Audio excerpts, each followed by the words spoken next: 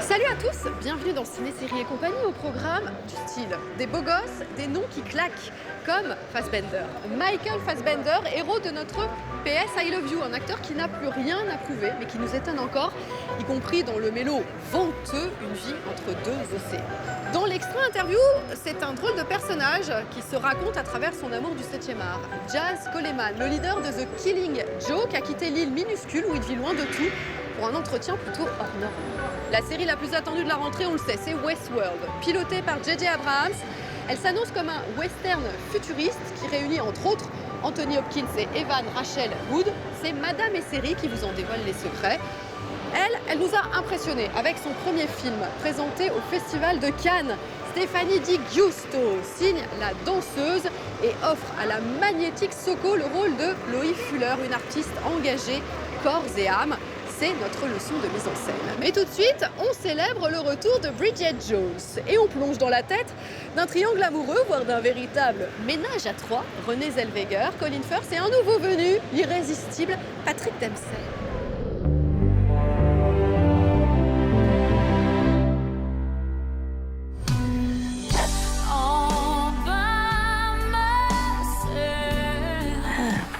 Fuck off. Cette scène culte a mis du baume au cœur à des millions de célibataires. Bridget Jones se morfond toujours sur son canapé, mais elle est désormais quadragénaire et enceinte. De l'élégant Mark Darcy ou du séduisant américain Jack, that is the question. Et ce suspense insoutenable donne le ton d'un nouvel opus très réussi qui voit le héros de Grey's Anatomy, Patrick Dempsey, semer la zizanie au sein du couple mythique formé par sa compatriote Renée Zellweger et le très anglais Colin Firth. Ou comment insuffler un peu d'esprit yankee au meilleur de la comédie britannique. Oh, that's so fun.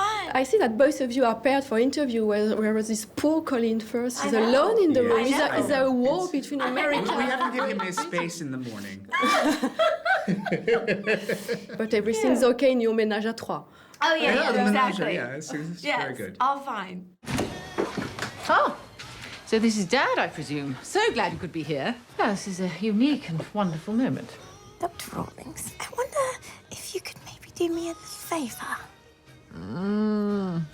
So this is Dad, I presume. Pleased to meet you. I'm so glad you could be here. This is a unique and wonderful moment. Renée, since the first Bridget Jones, we have been impressed by your ability to forget your Texan accent and to become so British. That's very nice. So Thank you very how much. much time did it take you to find your Bridget back?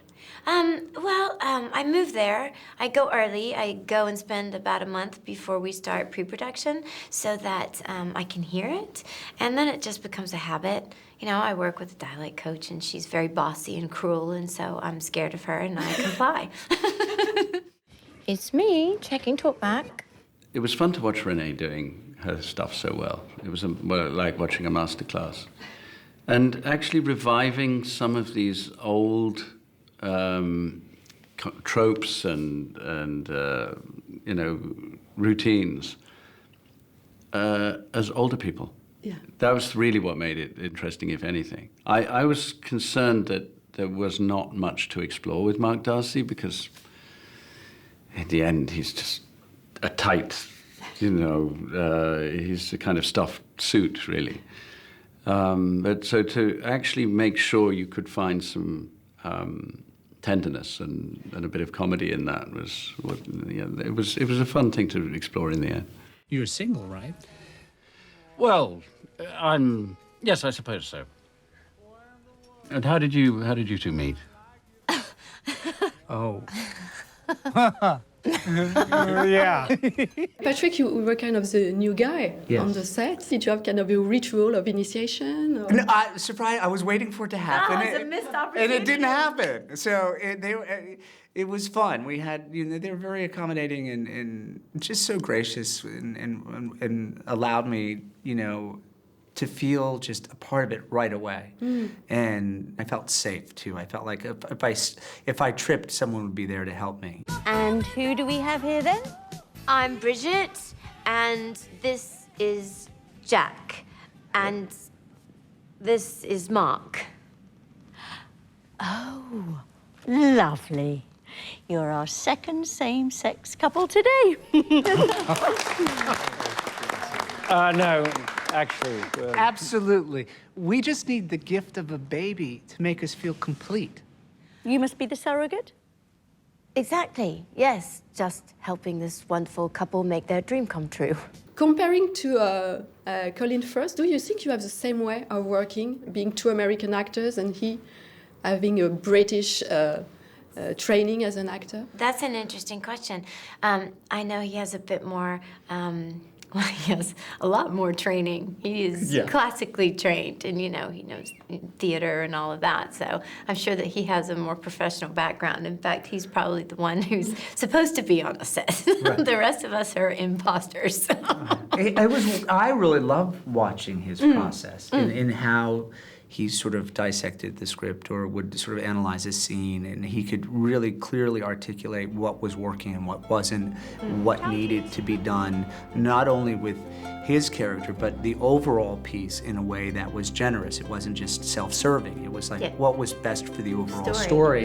It was. I learned a lot from him, actually, and I enjoyed the process again. By how you both approached it. Why again did you lose it? Because you have the time to let something breathe in film, and in television, you cannot question, because if you do, the house of cards comes tumbling down. You just need to figure out how to justify and move on. And with this, we had the time to kind of work on it. It was a give and take and a refinement of what the essence of the scene was about, and to distill it down into, okay, this is what we need to focus on. Une collaboration fructueuse pour un vrai renouveau de la comédie romantique. There have been so many great English comedies a few years ago, a few decades ago, I should say. And now it seems that it's a genre that kind of disappeared. I think things do go in cycles, and I think there were some good ones. And because they were successful, a lot of people tried to reproduce the formula, and that didn't work. You can't. These things have to be inspired. I think you'll find a lot of agreement on this in film and theatre, that comedy is the most difficult of all. And so people got tired of pallid, second-rate romantic comedies. So I think there's an appetite now, people hoping that this one's good, because it's been so long since there has been a good one. Okay, I got this. Oh, thank you. I got this. Oh. Okay. Oh. Jesus. Oh. Jesus. Oh. Jesus! This is a two-man job. Okay. Take her.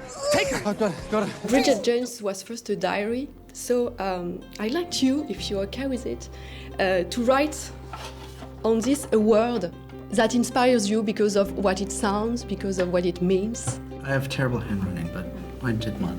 Oh, I'm sorry, I'm so rude. I apologize that I took the chalk from you, yes. Can you show it to the camera? Yeah, mine would be open. Jack is very open, so his openness to the experience is really remarkable. And this works beautifully as a fan in this hot room. What's yours? Tolérance, espoir et amour.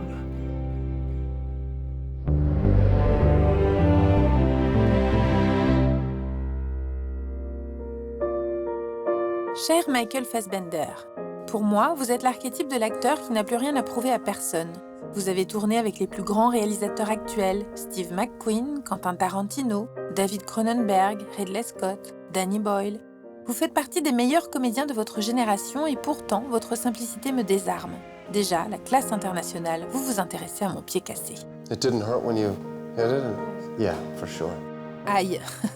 Mais en vrai, ce qui m'épate le plus, c'est que vous avez accepté de tourner ce très beau mélo coupé du monde pendant plus de 5 semaines sur un îlot perdu au nord de la Tasmanie.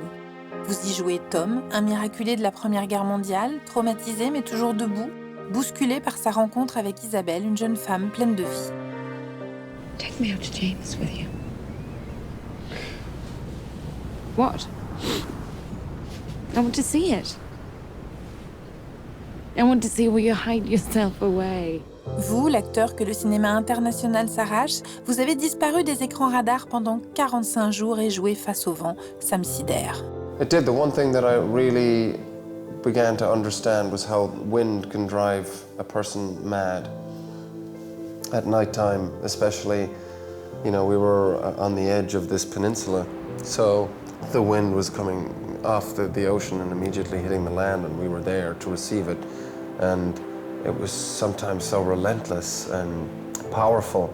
It was wonderful, just as a person actually, to be in a place of such great beauty. New Zealand is such a beautiful place. They're spoiled with incredible natural beauty, and nature is such a force there that just to have the experience to live in a place like that was amazing. Dearest Tom, when I first saw you, I felt like I knew you, and I couldn't stop seeing my life with you. To be loved by you allowed me to feel again. Well, Michael is like the heavyweight champion of actors. He doesn't need me. But what I told him, what I could give him was experience. And I told him that if he trusted me, I would take care of him, and I would allow him to live on this island. And he said, okay, I'll try it for a night. Well, that night turned into 5.5 weeks, and eventually I had to pull him almost kicking and screaming from the location because I think he enjoyed it so much. Alicia Vikander, toujours plus juste au fil des rôles, joue votre toute jeune femme marquée par le désespoir de ne pas réussir à enfanter. Une tristesse infinie dont va découler un lourd secret aux conséquences dramatiques.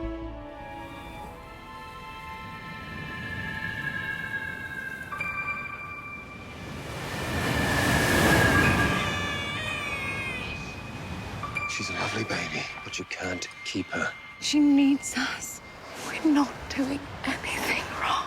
L'endroit est magnifique, c'est vrai, une sorte de paradis perdu, un écho aux velléités mystiques du réalisateur chez qui on sent une obsession pour les questions bibliques du type « Sommes-nous forcément punis quand on ne suit pas la morale ?» My sister had a terrible tragedy. Her husband and their baby daughter were lost at sea. You would have been your girl's age by now. Et vous, mon cher Michael, fort de ce rôle de Tom et de vous à moi, And everyone else. vous pensez que l'homme est maître de son destin?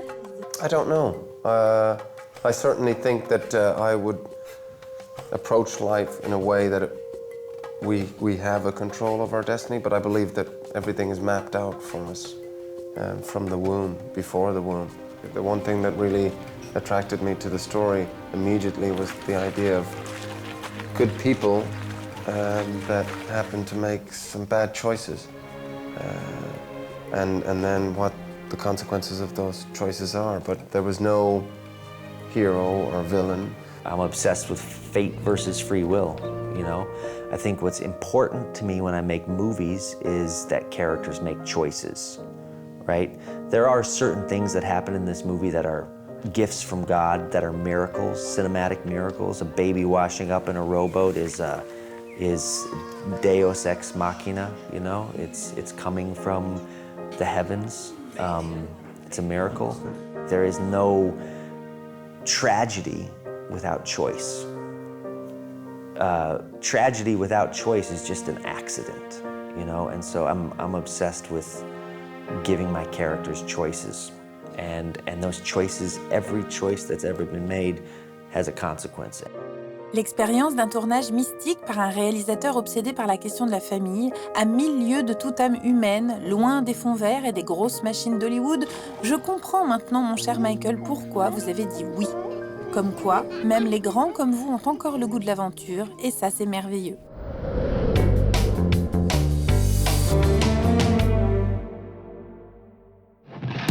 Cette année, le Festival de l'étrange offrait une carte blanche à Jazz Coleman, chanteur charismatique du groupe de post-punk engagé Killing Joke. Un client parfait pour ce rendez-vous autour d'un cinéma en marge et sans limite, durant lequel il a présenté ses 5 films préférés. Mais quelle place a le cinéma dans la vie du chanteur qui confesse ne pas avoir allumé un écran depuis des décennies? Réponse pour le moins tranchée. How has cinema played a role in your artistic process and in your human being process? Is there any impact from cinema on you? Oh, absolutely. Let me think about this. Let me be honest about a few things, first of all. I don't watch television. I don't use computers. I don't listen to the radio. I'm forced to use a mobile phone sometimes to stay in touch with people. The films that I'm passionate about are either part of my life or they've affected my life in some way. For example, The Last Wave, which is about the Aboriginal tribal grounds in modern-day Australia.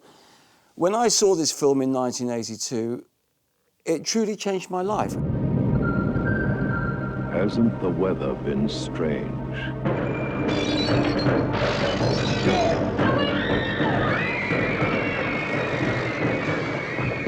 It could be a warning. I've been having bad dreams.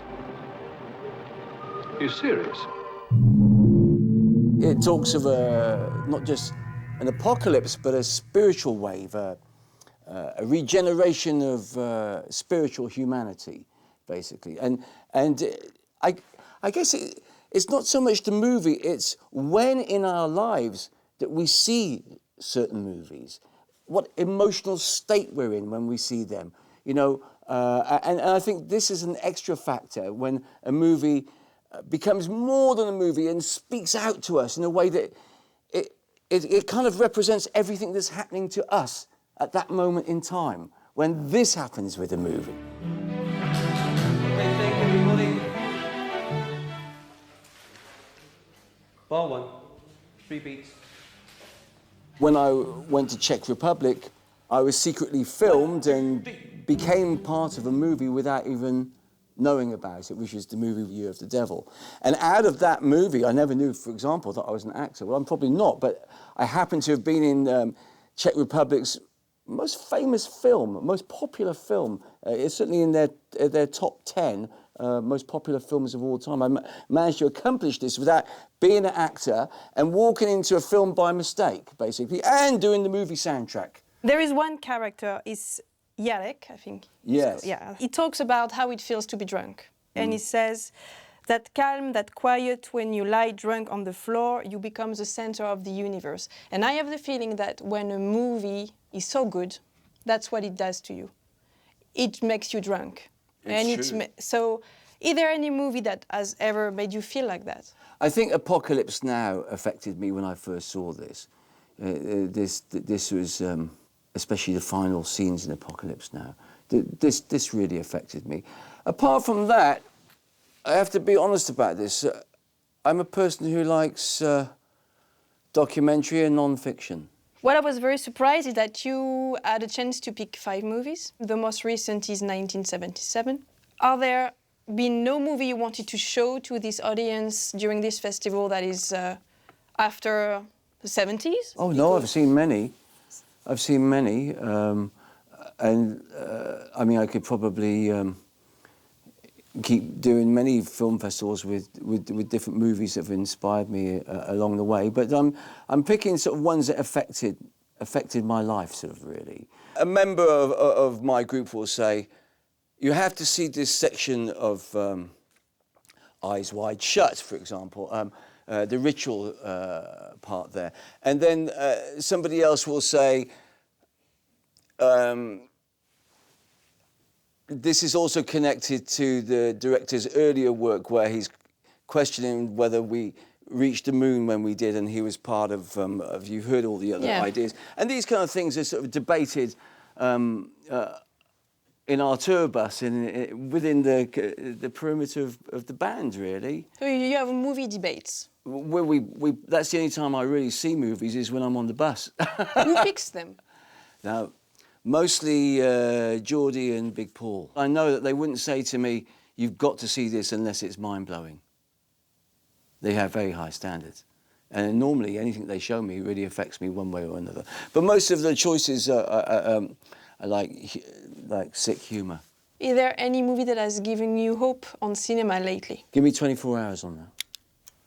What if I have 24 seconds? No, there isn't. It's like music for me. Most of the motivation I do music these days is because I'm part of Killing Joke because I think that what we're doing is better than what I hear. Really. And, you know, I don't go into record shops. I don't buy records. And I don't buy movies. I try and distance myself from this because I don't want to be affected by anything anymore. I want to find out what's going on in my unconscious most of the time and tap into this. And my technique of being inspired all the time is to live to an extreme as much as I can, not sit in front of a screen. Do you feel like cinema is keeping you away from your life in a way? Yeah. I'm more interested in having interaction with other human beings. Like now, for example. Like now, for example. Okay. Okay, let's not torture you anymore. That wasn't so bad, was it? You're quite a character, aren't you? No, you are. Oh, come on. You just asked those questions and I had to answer them. It's my job. Well, there you are. Jess Coleman et Killing Joke seront de retour à Paris, non pas au cinéma, mais sur la scène de l'Élysée-Montmartre, en novembre prochain.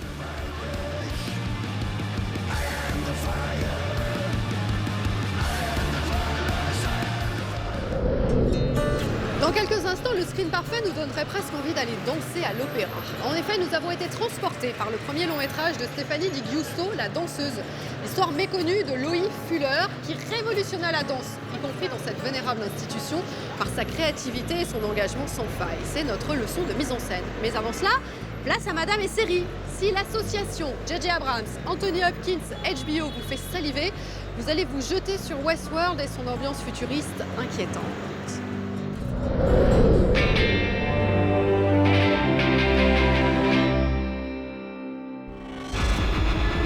Cette semaine, Madame et Série prend une très grosse claque devant la nouvelle superproduction de HBO. Welcome to Westworld. No orientation. No guidebook. All our hosts are here for you. Westworld, un parc d'attractions hallucinant dans lequel les visiteurs peuvent jouer aux cow-boys et assouvir leurs plus bas instincts grâce à des androïdes plus vrais que nature. It was like Fantasyland. I mean, you go to a theme park and you can like shoot people and make love to prostitutes and not feel guilty about it, you know, maybe, depending on who you are, because they're not real. They're not human. I mean, you can like be totally amoral and go against everything you kind of believe in and like explore what that's like, and that's a rather interesting proposition. Attendue depuis plus d'1 an, la série revisite Monde Ouest, un western futuriste écrit et réalisé par Michael Crichton dans les années 70. 4, on 3, on 2, activate now. Un film qui a profondément marqué Jonathan Nolan, producteur avec J.J. Abrams de Westworld. Go on. You say something, boy. Kill them. Your move. I saw the film as a kid on a VHS copy that my older brothers had carelessly left lying around, and it scared me straight. Still have nightmares about Yul Brynner.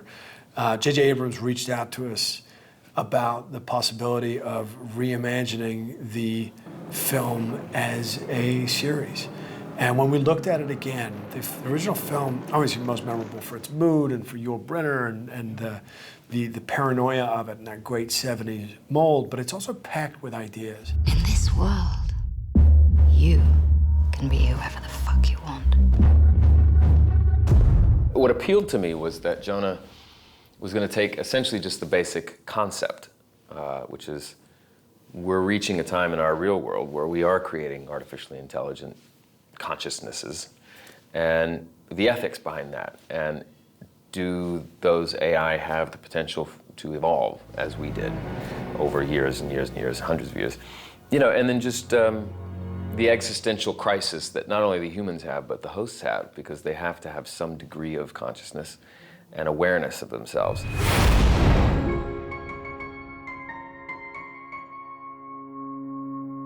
Dreams mean everything. They're the stories we tell ourselves.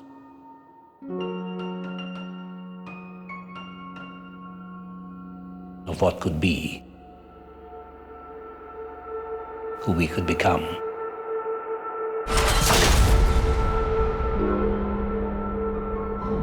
Hello, Dolores. Do you know where you are? I'm in a dream. Tell me, do you know what this dream means?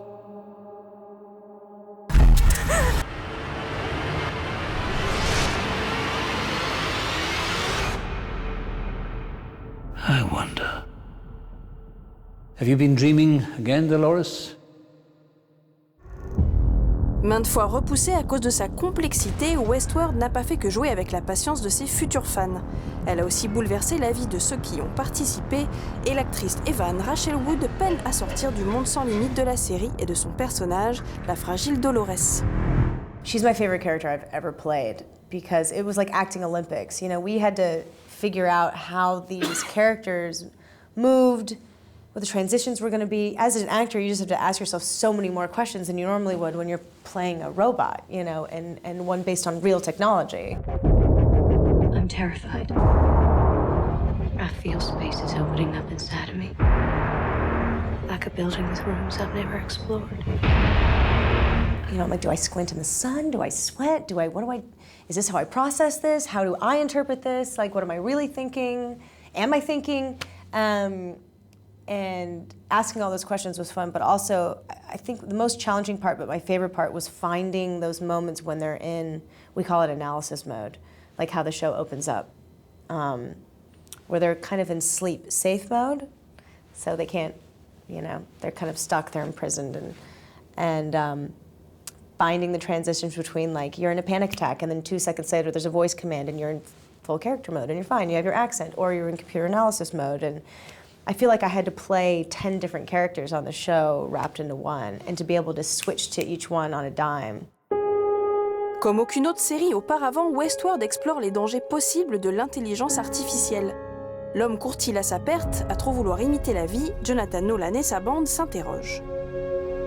We were interested in a moment in which humans are able to create their own realities and control them and populate them and interact with them however they choose. What happens to a place where you live without limits, supposedly consequence-free? Are you real? Well, if you can't tell, does it matter?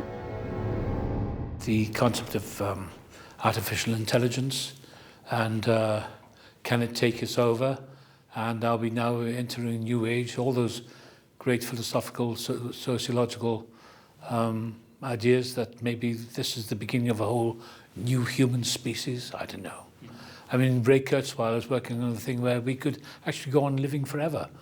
Now that may sound like Looney Tunes, but I've read his theories that we could prolong life. But then you think, well, what's the purpose of it? Because we'd be so overpopulated, we'd have to take rockets and colonize other planets. This behavior, we're miles beyond a glitch here.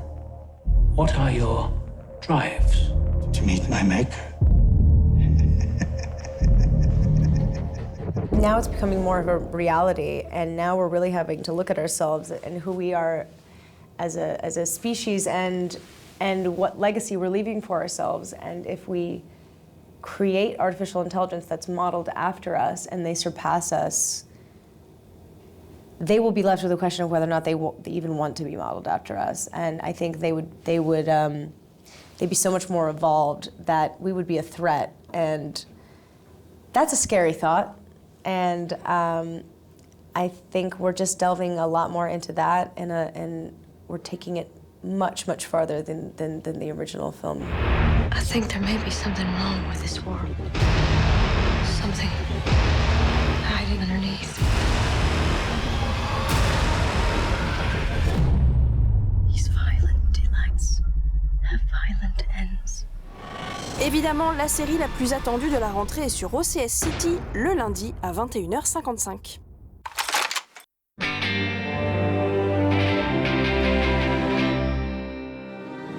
What do you think of Loie?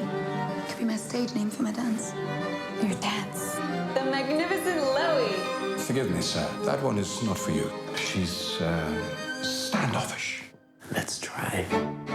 Pour un premier film, Stéphanie Di Giusto n'est pas aussi farouche que son héroïne et se jette au-devant de toutes les difficultés. Reconstitution du film d'époque et biopic sur le destin d'une femme, Loie Fuller, qui libéra la danse moderne au début du XXe siècle du corset des conventions.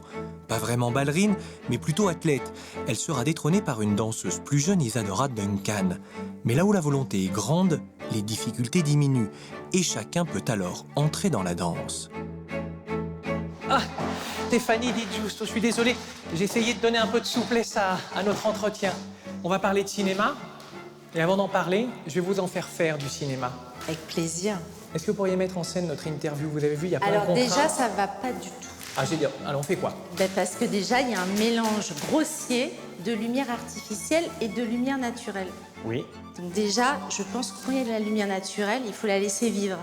Donc ça serait bien déjà d'éteindre ces lumières artificielles qui ne sont pas très intéressantes. J'essaie de trouver l'interrupteur. Ah. Est-ce que c'est mieux? Déjà, c'est mieux. Ouais. Déjà, c'est... Voilà. Enfin, c'est ce que je préfère déjà. C'est une question de goût, la lumière, finalement. Vous vivez toujours dans le noir comme ça? Quand je vois rien, ça m'angoisse. Je peux ouvrir les volets au moins? Je vous en prie.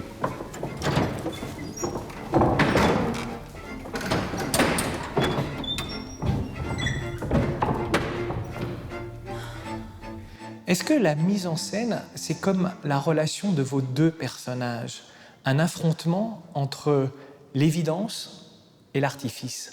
Je crois que c'est vraiment ça. Tout le film, ça me fait plaisir de l'entendre. En fait, moi, je me suis vraiment battue pour qu'il y ait une dualité dans chacun des plans de mon film.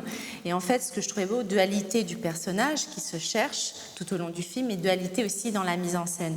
Et moi, ce que j'aimais dans ce personnage, c'est de la filmer dans la vie, dans sa chair, de sentir sa sueur, d'avoir justement des lumières très naturelles pour être vraiment très charnel avec elle et ressentir sa souffrance. Vraiment, je voulais la filmer comme une boxeuse, en fait, parce que c'est un film sur le corps. Et à la fois aussi, tout d'un coup, j'ai transposé le corps sur la scène où tout d'un coup, vu que le travail de Maloy Fuller, c'est un travail d'artiste et de mettre en scène son corps, mais dans des lumières artificielles. Donc j'ai voulu vraiment travailler ce côté complètement avant-gardiste, puisque c'est une des premières à avoir fait des effets spéciaux sur scène, avec justement un travail très contemporain sur des lumières très colorées, vraiment quelque chose de complètement opposé à la vie, justement avec une lumière naturelle. Et c'est quoi toutes ces machines? Ce sont des projecteurs électriques. Il faut que ce soit bon, non? Je vous donne 2 semaines. On peut rallonger ces panneaux. Et si ça marche pas, vous êtes toutes les deux virées. Ça me va. Loïc Fuller utilise 1000 artifices pour faire exister son art. Quels sont vos artifices de mise en scène? J'ai un peu fait comme elle, je me suis entourée des meilleurs techniciens. Je me suis dit, pour un film aussi ambitieux, je vais aller trouver le bon technicien. Donc ça commence évidemment par le chef opérateur, qui est Benoît Deby. Et j'ai besoin de travailler avec un vrai artiste, avec quelqu'un, lui aussi, d'avant-gardiste. Il va avoir des vrais partis pris dans ses films. Il a un côté punk que j'aimais beaucoup, qui allait contrebalancer le côté féminin que j'allais apporter. Donc je trouve que chez Benoît, et puis une fois de plus, j'utilise ce mot pour une fois de manière positive, c'est un intégriste du beau. Benoît Deby souffre quand c'est pas bien. On sent que quand c'est pas assez beau, il est vraiment, il se met en colère. Il a envie que ce soit beau et chantait chez lui une radicalité du beau qui me plaisait.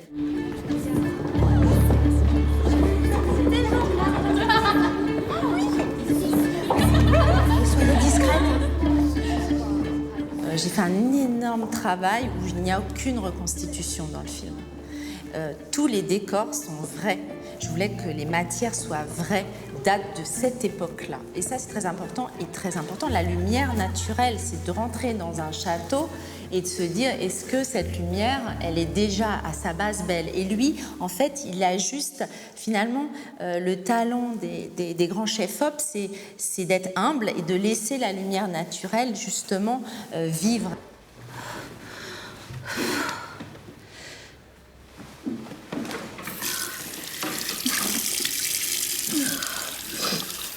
Là, on est à un moment du film où mon personnage commence à faiblir.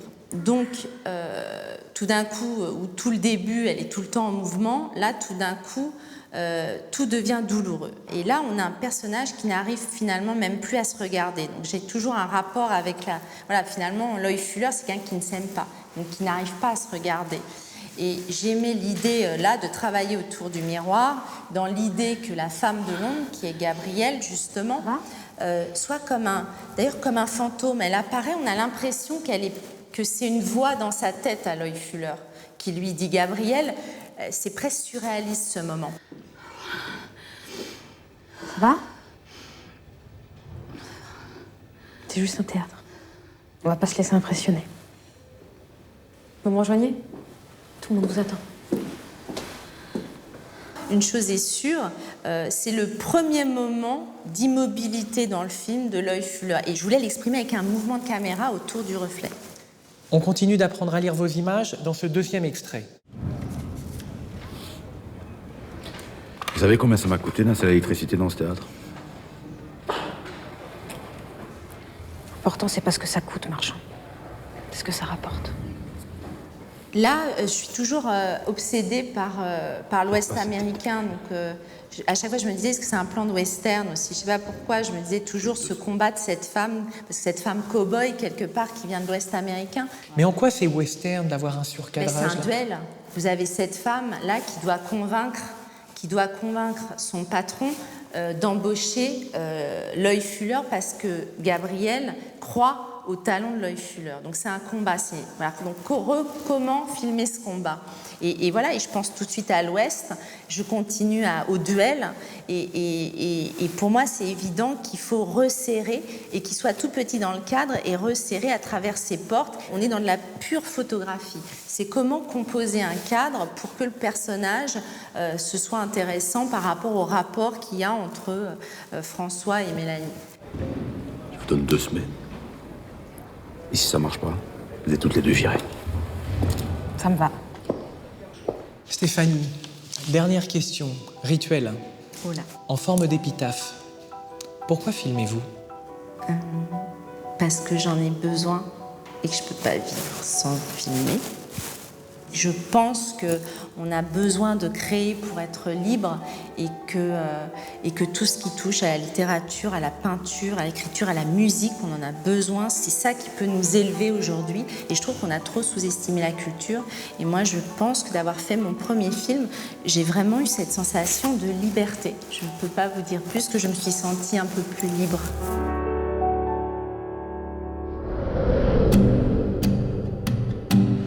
Ciné, Séries et compagnie, c'est tout pour aujourd'hui. Enfin presque, nous ne saurions vous laisser sans un dernier petit cadeau, histoire que vous fassiez de jolis rêves, ou si vous voulez de la douceur dans votre vie.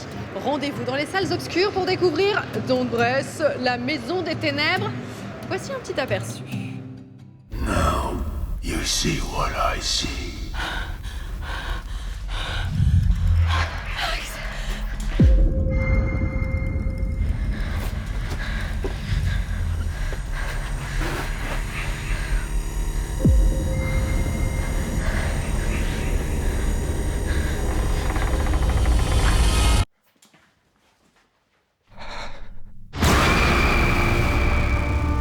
Quoi? Comment? Un aveugle psychopathe dans une maison terrifiante, ça vous file les chocottes? Ah, vous êtes encore loin de la réalité. Croyez-moi, vous allez vraiment avoir très très peur du noir. Sur ce, à la semaine prochaine.